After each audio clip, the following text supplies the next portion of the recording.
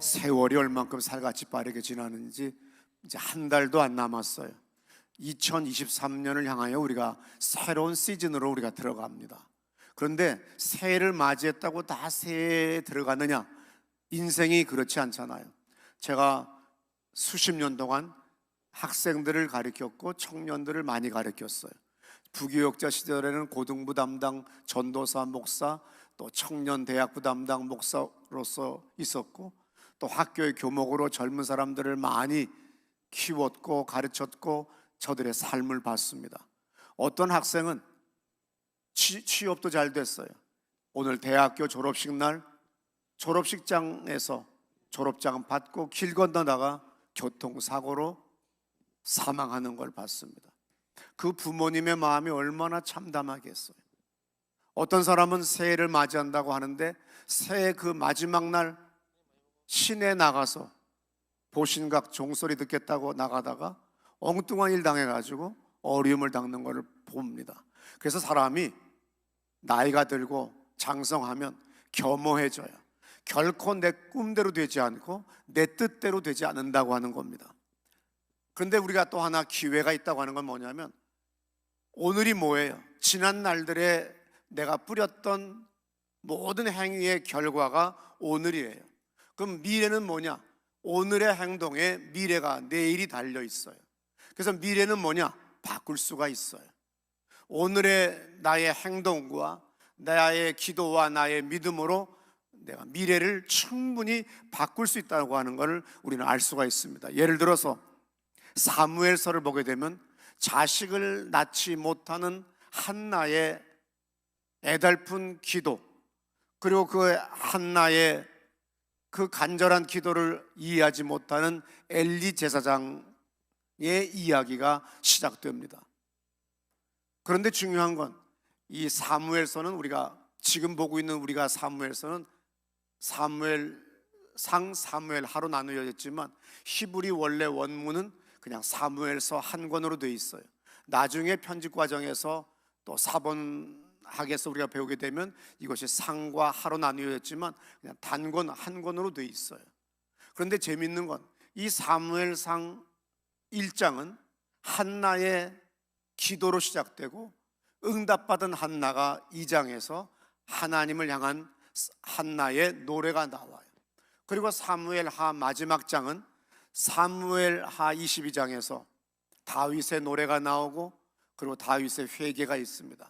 다시 말해서 사무엘상은 한나의 간구, 그리고 응답받은 한나, 그리고 응답받은 한나의 노래로, 그리고 마지막 장은 다윗의 회개기도, 그리고 회개에 응답받은 다윗의 노래, 이 두 개가 그 고리 구조로 되어 있다고 그래요. 그래서 우리가 성경 해석을 공부하게 되면 고리 구조라고 하는 단어를 우리가 공부합니다.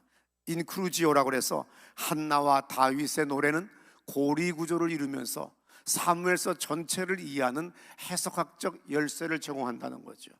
아주 이 중요한 사무엘서가 시작과 끝이 둘 다 하나님께 기도하는 내용이고 응답을 받았고, 그리고 거기에 대한 하나님에 대한 응답의 보답으로 하나님을 노래하는 그 노래로 돼 있어요. 사무엘하 24장 25절을 들어보시면, 그곳에서 여호와를 위하여 제단을 쌓고 번제와 화목제를 드렸더니 이에 여호와께서 그 땅을 위한 기도를 들으심에 이스라엘에게 내리는 재앙이 그쳤더라. 예, 이렇게 기도라고 하는 것은, 간구한다는 것은 응답이 있고 그리고 운명을 바꾼다는 겁니다. 기도는 국가적인 재앙도 바꿀 수가 있습니다. 한 개인의 수치와 수모와 정말로 엄청난 슬픔, 그게 바로 한나잖아요. 아들을 낳지 못했어요. 자식을 낳지 못했어요. 근데 후처는 자식을 낳았습니다. 그때부터 후처의 그 여자의 눈매가 달라졌어요. 음성이 달라졌습니다. 그러니 본처인 한나의 입장에서는 얼마나 슬픈 일인지 몰라요. 얼마나 억울하고, 그리고 얼마나 수모스럽고 어려운 일인지 하나님 앞에 나가서 중얼중얼 하면서 기도합니다. 그랬더니 엘리 제사장이 뭐라고 말해요? 너 대낮부터 술 처먹고 와가지고 기도하고 자빠졌냐? 여기서 주정하고 있느냐, 이런 아주 정말 모욕적인 말까지 듣습니다. 그러나 한나가 낙심하지 않고 기도했더니 하나님이 그 위대한 사무엘 선지자가 되는 아들을 주셔요. 그래서 노래하는 장면이 나옵니다. 그래서 한나의 노래와 다윗의 노래는 같은 주제를 가지고 공유하고 있다고 성서 해석학자들이 이야기하고 있어요. 9가지의 주제가 똑같아요. 그래서 한나의 노래 사무엘서 시작할 때, 그리고 사무엘서 마지막에 다윗의 노래는 9가지의 주제가 똑같은 내용으로 되어 있습니다. 예를 들어서 2장 2절에 보면 6절까지 한나의 노래가 10절까지 계속되어 있어요. 2절에 여호와 같이 거룩하신 이가 없으시니 이는 주밖에 다른 이가 없고 우리 하나님 같은 반석도 없으심이니이다. 그러니까 하나님이 나의 반석이 되더라는 거죠. 3절에 심히 교만한 말을 다시 하지 말 것이며 오만한 말을 너희의 입에서 내지 말지어다. 여호와는 지식의 하나님이시라. 행동을 달아보신다. 하나님은 우리의 행동을 달아보신다고 하는 내용이 다니엘서도 나오지만 여기서도 있습니다. 4절에서 용사의 활은 꺾이고 넘어진 자는 힘으로 띠를 띠도다. 그러면서 쭉 10절까지 다윗의 노래와 한나의 노래가 9가지의 주제가 같은 주제로 있다고 하는 것은 우리가 주의 깊게 읽어야 될 말씀이라고 하는 것을 우리는 알 수가 있어요.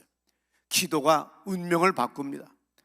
대부분 부부는 다른 것 같지만 똑같아요.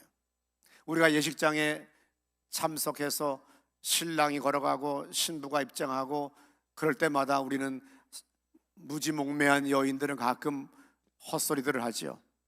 예, 신랑이 딸린다. 아니야, 신부가 딸려. 똑같아서 하는 거예요. 어떤 여자는 와서 이렇게 얘기합니다. 나는 우리 남편하고 달라요. 나는 반대예요. 또 그 말 믿고 그 남편 욕하지 마세요. 똑같아요.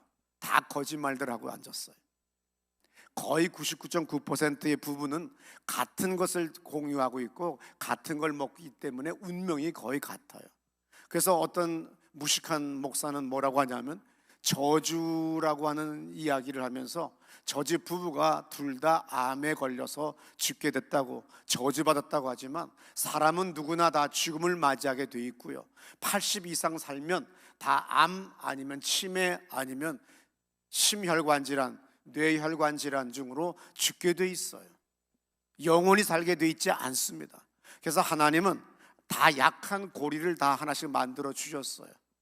그래서 세월 갈수록 우리는 하나씩 질병이 나타납니다. 왜 부부가 같이 암에 걸려요?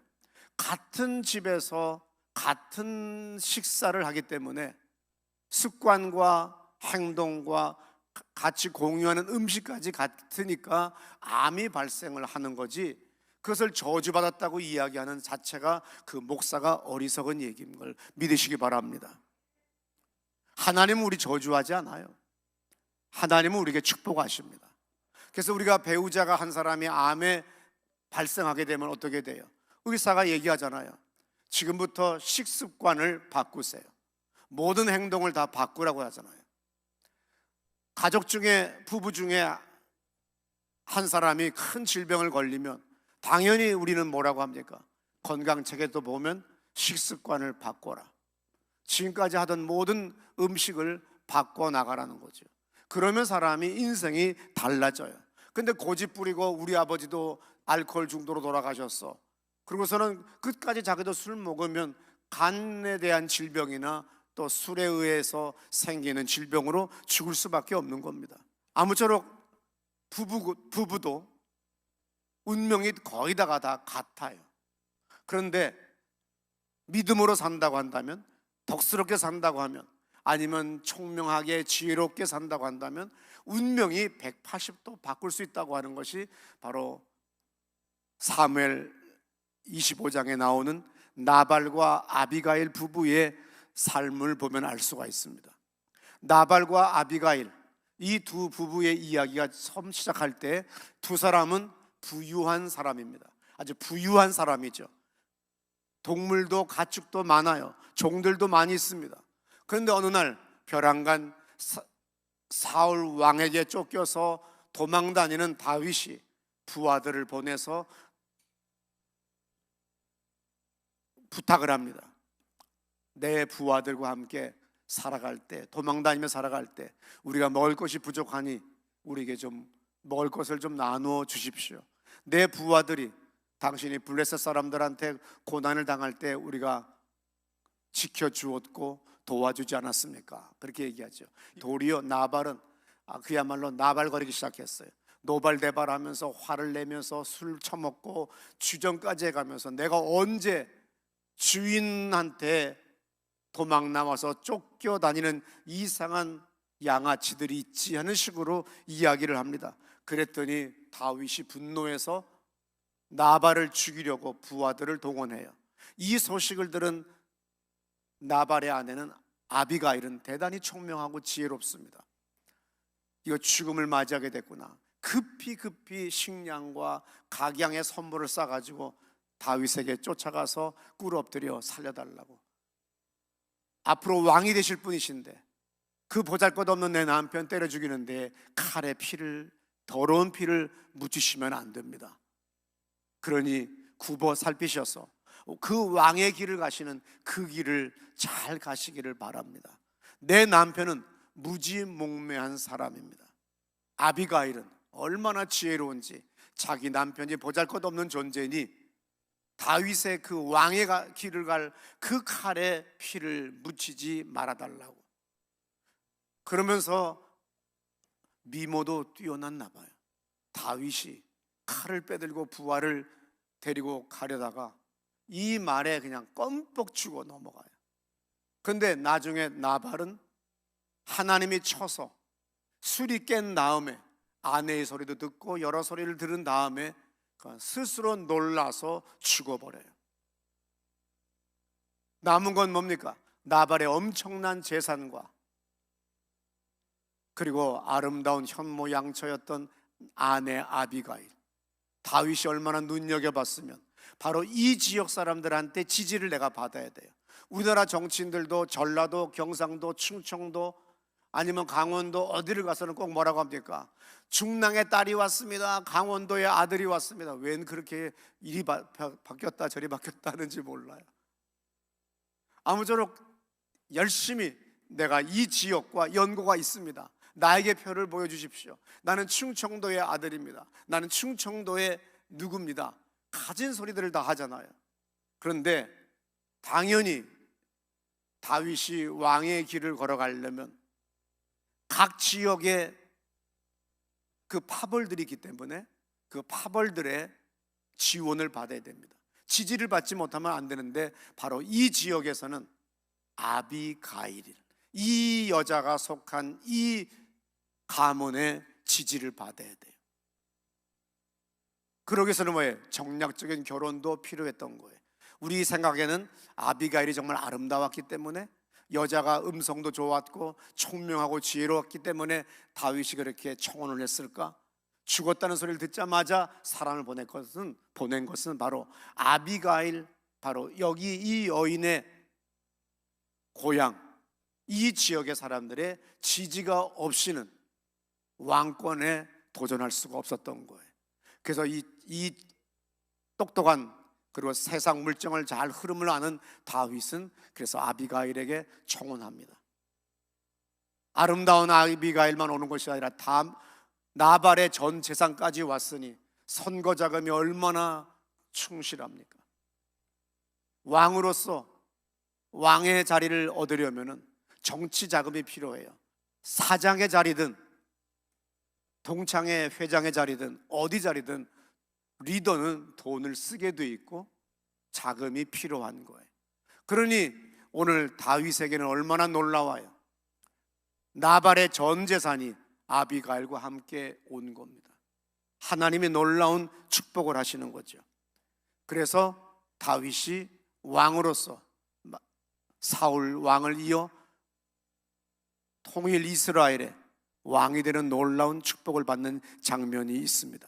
인색하고 오만한 나발은 죽음으로 끝나고 덕스러웠던 그의 아내 아비가일은 왕후의 자리에 올라가는 놀라운, 같은 부부지만 운명이 뒤바뀔 수도 있다는 거예요. 왜? 덕스러움으로. 왜? 기도함으로. 이것이 중요한 거예요.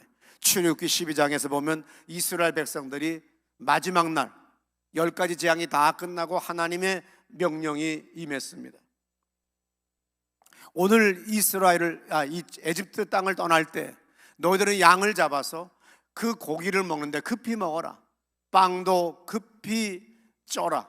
그러므로 발효할 빵을 먹을 수도 없다. 무교병을 먹어라. 그리고 너희들은 그 잡은 양의 피를 너희들의 문 설주와 인방의 바깥에서 볼 수 있도록 발라라 그랬어요. 그러면 내가 그 피를 보고 넘어가리라고 하는, 첫 번째, 모든 집안에 첫 번째, 사람이든 닭이든 조류든 동물이든 첫 번째 것은 다 죽는 재앙이 지나갈 때 하나님은 모세를 통해서 명령한 거지요. 양을 잡아 피를 뿌려 발라라. 그때 사람들은, 완악한 사람들은 뭐예요? 이렇게 바빠 죽겠는데, 이렇게 긴급한 때 뭘 잡고 빵을 그런 걸 먹어? 관둬야. 그러고서는 완악한 사람, 이런 사람들은 그걸 거부해요. 결정적인 순간에 어떤 사람이 사업을 투자할 때라든지 어떤 큰 일을 할 때 보면 벼랑간 미혹돼서 완악하고 잘못된 악수를 두는 사람이 있어요. 결정적인 순간마다, 예를 들어서 내 성질이 확 난다고 합시다. 그럴 때마다 홧김에 하지 마세요. 내가 만약에 이 수를 뒀을 때 상대는 어떻게 받아들이고 결과는 어떻게 올 것인가를 항상 결과, 끝을 볼 수 아는 지혜를 가져야 돼요. 근데 하고 싶은 대로 다 하고 떠들면 안 되는 겁니다. 양을 잡아 문에 발라라. 평소 잘 하던 것들이 안 하는 거예요. 완악해진 거예요. 왜냐하면 이스라엘의 고대 전통은 우리가 동지섣달에 팥죽 끓여 먹듯이 이 사람들은 바로 이 피를 내서 문에 발랐던 거예요. 이거 배란간 하나님이 없던 거 하게 한 거 아니에요. 우리가 이스라엘의 전승사를 보게 되면 이 문화가, 이러한 이 절기적인 이 축제에 행동하는 것이 과거에 수천 년간 있었어요. 없던 거 하라고 하지 않았어요. 하던 거 하라고 했었어요. 그래서 그 피가 바로 먼 훗날 메시아 예수 그리스도가 이 땅에 사람의 몸으로 오셔서 우리를 위해 피 흘려 죽는다고 하는 걸 상징하면서, 또한 하나님의 그 말씀을, 명령을 내가 믿음으로 표현하는 거예요. 그래서 순종하면 되는 거예요. 하던 짓이에요. 한국의 망울에 사는 우리에게 양을 잡으라고 하는 것은 엄청난 일입니다. 정말 저한테 양 잡으라고 하면 정말 큰일이지만 이스라엘 사람들은 다 유목민입니다. 그냥 쑥 손만 내밀면 언제나 양은 있고 늘 잡던 습관이 있기 때문에 하면 되는데, 하던 지랄 멍석 피면 안 한다고 하는 옛 어른들의 말씀과 같이 하던 짓을 안 하는 거예요. 이걸 뭐라고 그래요? 완악하다 이겁니다. 이게 바로 뭐예요? 미혹됐다는 얘기예요. 하던 지랄 하면 되잖아. 근데 안 하는 거예요. 우리는 그냥 없던 거를 주님이 벼랑간 법조문을 만들어 놓고 이거 하라고 한 거 아니에요. 이 사람들은 우리가 늘 동지 팥죽 해먹듯이 그렇게 했던 일들입니다. 근데 하던 짓을 안 하는 거예요. 미혹됐기 때문이에요. 그런데 순종하고 믿음으로 순종한 사람들은 정말로 양을 잡았고 평소 하던 대로, 매일 하던 대로, 늘 하던 대로, 그리고 절기 때, 자기들의 축제 때, 자기들의 명절 때 하던 대로, 그대로, 아주 쉬운 거니까 그대로 순종하고 발랐어요. 그랬더니 출애굽기에 뭐라고 나옵니까? 그 피를 보고 넘어가리라고 하는 그 말씀과 같이 그 역사가 일어난 거예요. 주님은 나의 어떤 행동, 행위, 나의 어떤 지혜, 총명을 보고 축복하시거나 재앙이 넘어가도록 해주시는 것이 아니라 순종하는 믿음을 보시고 재앙이 넘어가는 거예요. 그러니까 보는 분은 하나님이세요. 우리는 다 집 안에 있기 때문에 우리는 그 피를 볼 수가 없어요. 하나님이 나의 믿음 보시고 재앙이 넘어갑니다. 그러므로 믿음의 행동을 취하는 여러분 되시기를 축원합니다. 누가복음 21장 36절에 이런 말씀 있죠. 들어보세요. 이러므로 너희는 장차 올 이 모든 일을 능히 피하고 인자 앞에 서도록 항상 기도하며 깨어 있으라 하시니라. 늘 피할 수 있도록 깨어 있어야 됩니다. 창세기 4장에 보게 되면 가인과 아벨은 한 집에서 살아가는 형제예요. 형제지만 같은 부모에서 태어났지만 인생은 180도가 달라집니다. 창세기 4장 2절부터 5절에 어떤 일이 나와요. 가인과 아벨이 각각의 자기의 직업에 맞춰서 제사를 지냈는데 아벨의 제사는 하나님이 받았지만 가인의 제사는 받지 않았다고 그랬어요. 옛날 제가 어렸을 때 젊었을 때 수많은 부흥 강사 목사님들은 말합니다. 이것을 뭐 대단히 해석하는 것처럼 하면서 엄청나게 해석했는데 그렇게 고민할 필요가 없어요. 히브리서 기자가 오늘 히브리서 11장 4절에서 뭐라고 합니까? 들어보세요. 믿음으로 아벨은 가인보다 더 나은 제사를 하나님께 드림으로 의로운 자라 하시는 증거를 얻었으니 하나님이 그 예물에 대하여 증언하심이라. 네, 믿음으로 드렸다고 그랬어요. 그래서 그가 죽었으나 그 믿음으로서 지금도 말한다. 그러면서 하나님께 드린 믿음은 뭐야? 믿음으로 드린 거예요. 하나님께 드린 제사는 그냥 내가 장로니까, 집사니까, 목사니까 의례적으로 교회 예배 안 나갈 수 없으니까 나와서 앉았는 거예요. 마음은 딴 데 가 있는 거예요. 이건 믿음으로 드린 게 아니라는 거죠. 정말로 한 번에 예배를 드리더라도 저도 어젯밤 12시가 될 때 뭐라고 합니까? 저도 제 방에서 기도합니다. 성령 하나님, 이제 우리가 주님의 시간, 곧 안식의 시간으로 들어갑니다. 오늘 주무시는 우리 모든 교인들 꿈속에서도 일깨워 주셔서 하나님을 사모하는 마음, 열렬한 마음을 가지고 기대를 가지고 주 앞에 나올 수 있도록 성령님 운행해 주세요 하고서 떠오르는 사람들마다 이름 불러가며 기도했어요. 이것이 바로 믿음으로 드리는 기도입니다. 그냥 아침에 안 나가면 안 돼 이러고서 나오는 게 아니라 정말로 내가 오늘 주님께 나를 드릴 수 있는 산제물로 드리는 예배가 있게 해주시니 감사합니다. 나에게 절호의 기회를 주시니 감사합니다. 전능하신 창조주 하나님을 만날 수 있는 기회를 주시니 감사합니다. 이런 마음으로 나오는 게 바로 믿음으로 나오는 기도예요. 근데 아벨은 뭐예요? 가인은 뭡니까? 가인은 아주 습관적으로 그냥 제사 드리는 거예요. 왜? 저들의 추수감사 수장절의 그 전 단계였던 고대의 명절에 따라서 그냥 예배 드리는 거예요. 그냥 제사 드리는 겁니다. 그게 아니라 항상 무엇을 하더라도 정말로 간절한 마음으로 드려야 돼요. 그래서 히브리서 11장 6절에서 믿음이 없이는 하나님을 기쁘시게 하지 못하나니 그랬어요. 그에게 나가는 자는 반드시 그가 계신 것과 또한 그가 자기를 찾는 자들에게는 상 주시는 이심을 믿어야 할지니라 그랬어요. 우리가 하나님 앞에 나올 때는 뭘로 나갑니까? 믿음으로 나가는 거예요. 분명히 주님은 나의 기도를 들으시고 준비한 무엇이 있다고 하는 그겁니다. 아브라함의 인생은 절망입니다. 왜 절망이에요? 100세가 다 된 90이 넘은 나이에 후손이 없어요. 하나님은 후손을 준다고 하니까 아브라함은 자기의 생각대로 자기의 하나님을 안 경험대로 재해석을 해서 엉뚱한 짓만 일만 벌려나가요. 근데 정말 하나님은 나중에 아브라함에게 아들을 허락합니다. 이것을 사도 바울은 로마서 4장 2절에서 이렇게 말합니다. 들어보세요. 만일 아브라함이 행위로서 의롭다 하심을 받았으면 자랑할 것이 있으려니와 하나님 앞에서는 없느니라. 성경이 무엇을 말하느냐? 아브라함이 하나님을 믿음에 그것이 그에게 의로 여겨진 바. 네, 2절에 보면 아브라함이 행위로서 의롭다 하심을 받았으면 자랑할 것이 없다.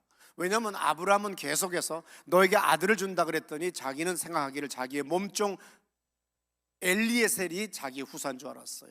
그거 아니다 그랬더니 그 다음에는 내 아내의 몸종인 후처를 통하여 자식을 낳으려는가 보다. 항상 인간적인 생각이었었어요. 초자연적인 하나님의 놀라운 역사하심을 아브라함은 못 깨달았어요. 그래서 항상 자기의 인간적인 방법으로만 해석해 나갔더니 그의 모든 행위는 범죄한 행위밖에 안 돼요. 그러나 나중에 아브라함의 그 믿음, 그거 하나 보시고 의롭다 여겨주신 거예요. 하나님이 우리를 의롭다 죄 없다 인정하시고 오늘 우리의 기도를 들으시는 이유는 정말로 우리가 어제 지은 죄를 몰라서가 아니라 그냥 예수 때문에 하나님은 껌뻑 죽으시고 그냥 죄 없다 인정해 주는 거예요. 정말로 죄가 없는 게 아니라 그냥 죄 없다 인정해 주는 거예요. 이것이 바로 주님의 은혜고 주님의 사랑인 걸 믿으시기 바랍니다. 로마서 4장 17절 들어보세요. 기록된 바 내가 너를 많은 민족의 조상으로 세웠다 하심과 같으니 그가 믿은 바 하나님은 죽은 자를 살리시며 없는 것을 있는 것으로 부르시는 이시니라. 아브라함이 바랄 수 없는 중에 바라고 믿었으니 이는 내 후손이 이 같으리라 하신 말씀대로 많은 민족의 조상이 되게 하려 하심이라. 그가 백세나 되어 자기 몸이 죽은 것 같고 사라의 태가 죽은 것 같음을 알고도 믿음이 약하여지지 아니하고 믿음이 없어 하나님의 약속을 의심하지 않고 믿음으로 견고하여져서 하나님께 영광을 돌리며 약속하신 그것을 또한 능히 이루실 줄을 네, 확신하였으니. 시행착오를 많이 한 아브라함이지만 로마서 4장 17절에서 그가 믿은 바 하나님은 죽은 자를 살리시며 없는 것을 있는 것처럼 부르시는 이시라고 믿었어요. 그래서 바랄 수 없는 것 중에 바라고 믿었으니 바로 너의 후손이 이같이 많아진다는 걸 그대로 믿는 거예요. 사람은 단순해야 돼요. 물 한 바가지 못 들어갈 머리 가지고서 잔머리 굴리지 말고 단순하게 믿으면 놀라운 역사가 일어납니다. 제가 처음 하나님을 경험할 때, 성령의 능력을 경험할 때 그 기록된 말씀을 그대로 저는 믿었어요. 손을 얹은 즉 병나음이 있으리라. 저는 아주 단순하게 미친 여자의 머리에 손을 얹었어요. 그 20대 초반의 때였었습니다. 정말로 놀랍게 그 여자가 제정신으로 돌아와요. 어려울 거 없다.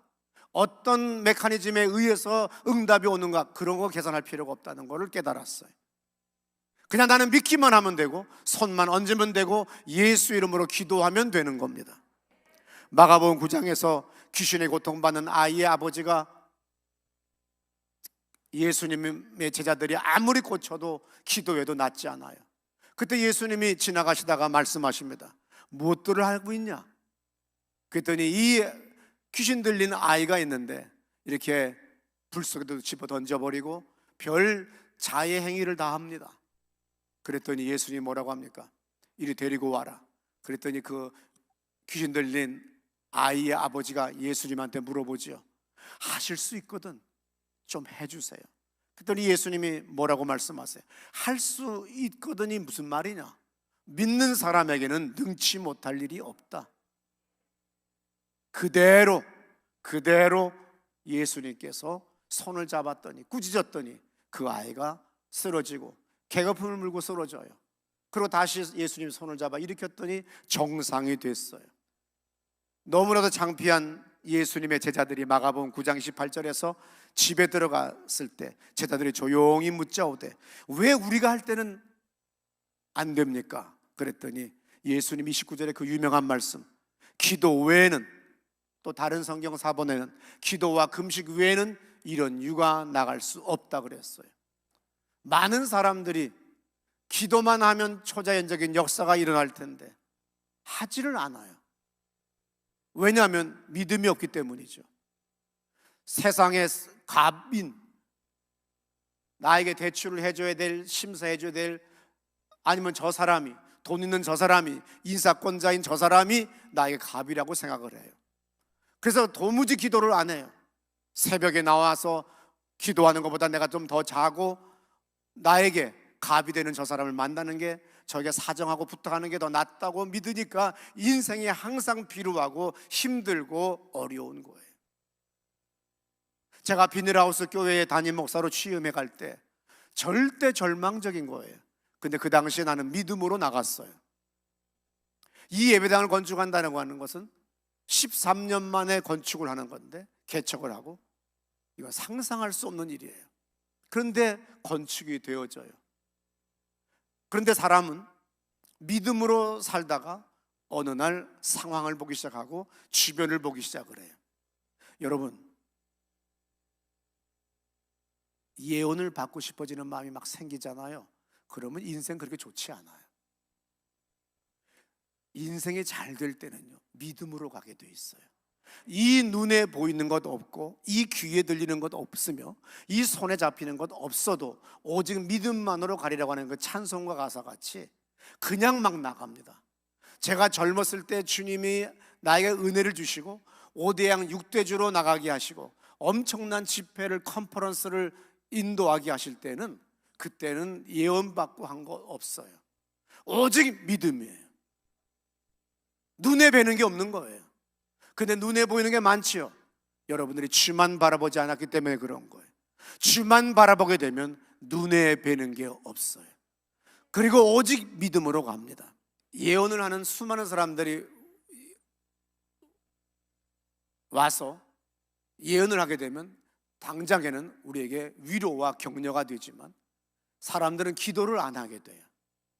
그런데 오직 주의 말씀 붙잡고 예수의 이름으로 나가면 그 다음부터는요, 모든 것이 그냥 한 번에 해결이 돼요. 그러므로 새해를 맞이하여 지난 2022년이 너무나도 어렵고 힘들었다고 생각해서 슬쩍 어떤 여성 잡지를 보니까 토정 비결을 부록으로 준단다. 그래서 내가 여성 잡지 샀지 내가 토정 비결 산 건 아니야 하면서 슬쩍 그런 걸 쳐다보거나 신문에 오늘의 운세 쳐다보지 마세요. 인생이 그런 거 쳐다보면 벌써 되는 것이 없는 거예요. 오직 믿음으로 예수의 이름, 이 믿음이 나의 신념, 나의 신조가 아니라, 나의 의지가 아니라 하나님을 믿는 믿음인 거예요. 예수의 이름으로 하나님께 기도하는 믿음인 거예요. 그러면 하나님이 역사하시는 겁니다. 기도와 믿음과 덕스러움은 우리의 운명을 바꿀 수가 있어요. 나의 내일을 바꿀 수가 있고 1시간 뒤를 바꿀 수가 있어요. 1시간 이내에도 죽는 사람이 있잖아요. 1시간 이내에도 사건과 사고가 터지잖아요. 근데 오늘 우리가 미래 2023년이 누구에게나 주어진 건 아니에요. 준비된 사람에게만 2023년은 축복의 해가 됩니다. 우리는 올해 2022년 나에게는 참으로 감사한 해입니다. 내가 이 예배당을 건축할 때 빚을 지게 됐어요. 그리고 그 빚 때문에 내가 얼마나 많은 수치와 수모를 당했는지 모릅니다. 근데 그 빚을 갚을 수가 있게 됐어요. 여러분의 헌신과 여러분들의 기도의 덕분에 2022년은 축복의 해였어요. 작년도 축복의 한 해였었어요. 2020년은 더 엄청난 축복의 해였습니다. 지난 3년간 하나님은 우리 교회에 항상 좋은 해가 되도록 하셨어요. 2023년은 더 좋은 해입니다. 왜?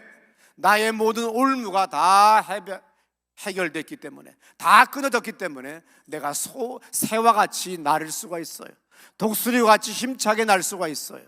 근데 이것은 어떤 사람에게 오느냐? 믿음으로 기도하는 사람, 덕스러운 사람에게 오는 거예요. 인색하고 야박한 사람은 나발 같은 인생이 될 수밖에 없어요.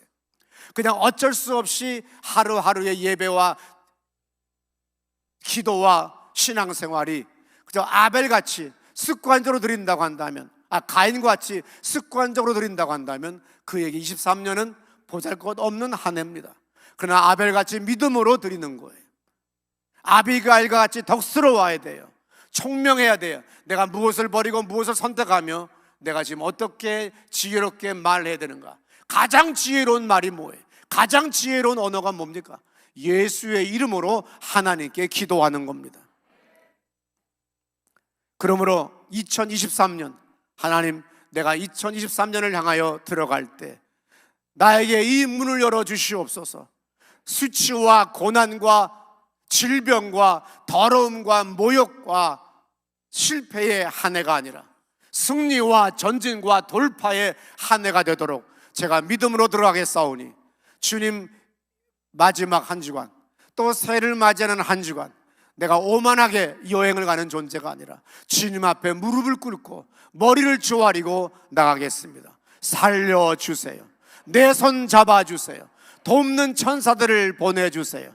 그래야 아브라함의 기적, 아비가일의 기적, 그리고 아벨과 같은 놀라운 응답이 있는 그러한 삶이 되도록 함께해 주시옵소서. 우리 다 자리에서 일어나셔서 할 수 있거든이 무슨 말이냐? 믿는 자에게 능치 못할 일이 없다고 하신 주님. 히브리서 11장에 믿음으로 주님은 모든 성경에 나오는 모든 사람들은 믿음으로 행했다고 써 있습니다. 하나님 아버지, 내가 믿음으로 나아가겠습니다. 믿음으로 예수 이름으로 기도하겠습니다. 내가 아버지를 의지하지 않겠습니다. 돈을 의지하지 않겠습니다. 부모를 의지하지 않겠습니다.